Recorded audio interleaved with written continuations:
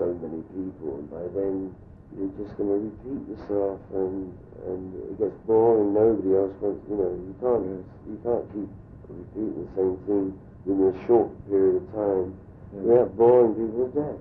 I think that's kind of dumb, but at the same time Mick wants to push the movie, which I don't particularly want to.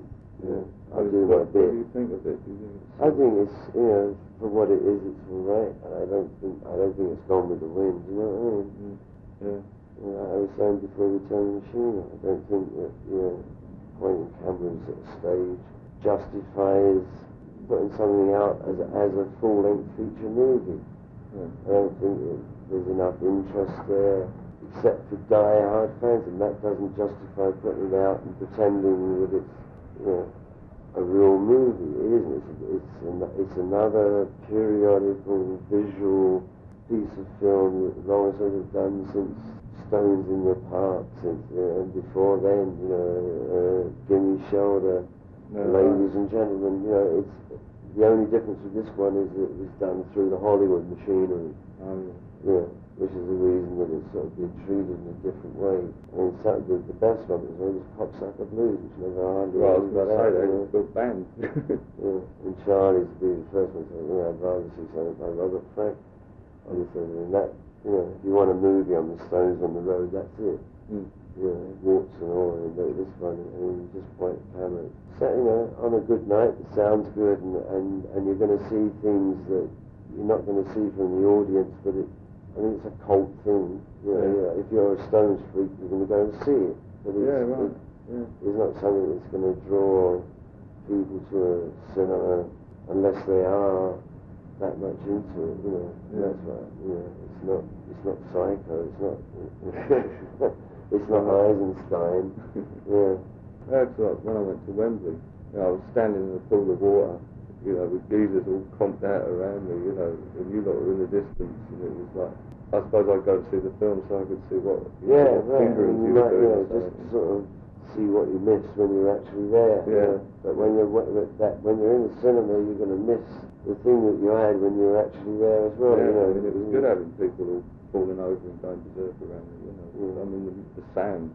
Didn't really it was the atmosphere rather than the I mean, those things are events, right? More than you can't seriously expect to go to a place like Wembley or any other place of that size and hope to hear a band playing. You go there and accept it. You go there as an event. And that's what it is. I mean, we do our best, but we don't know what the fuck's going on out there. I mean, we're playing what we play, but it doesn't depend on us. It depends upon the guys that are mixing the sound and how they, if they had a party the night before and they're all fucking got a hangover, tough luck.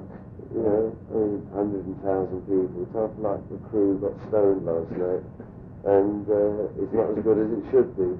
But we don't know, because what we're hearing on stage has got no relation to what you may be hearing out there. And it's really, flip the coin. So, I mean, it did prove, but just by doing those gigs, it did prove once and for all that you still have an amazing drawing power. I can't say that it wasn't for us like a real. I mean, we did feel like we were coming home for a bit. And it was a great feeling for us. I mean, Wembley particularly, but not just Wembley. Newcastle was there. I mean, it's freezing cold. It's the middle of summer. It's freezing cold, drizzling rain. The crowd were great. I mean, wherever we played, I mean, it was like it was heartwarming for the band. I mean, everybody, and they did. I mean, they put their backs into it as much as they could. I don't think it's the best possible place to hear the Stones play. And, we could do a lot better back at the Station Hotel. But then who couldn't? I mean, that's something everybody has to deal with. And quite like Jagger, you deal with handling a place that size better than almost anybody else. That stage developed out. It was a very simple idea, but just the fact that you could get out sort of a third of the way Yeah. out to the audience. That made an incredible amount of difference. I mean, it's a real simple idea. We should have all thought about it 10 years ago. Yeah. It took us that long to realise that all you needed was a couple of long rants. Yeah. And you could actually, you could reach a whole lot more people. You did a fair bit of running about, Yeah, I mean, so it's about, they're all, you can see the whole band waiting for you, and you're stuck out a quarter of a mile away, have I been out there too long? They start herring back, Yeah. But, it's kind of funny, and it gave us a few laughs, and it gave everybody probably knew us a few laughs, which is what it's all about, really. I mean, don't they say this thing too seriously? Yeah, right. I mean, everyone say, that Stones walked away with so many million, and this, but I mean, figure the overheads, Yeah, right.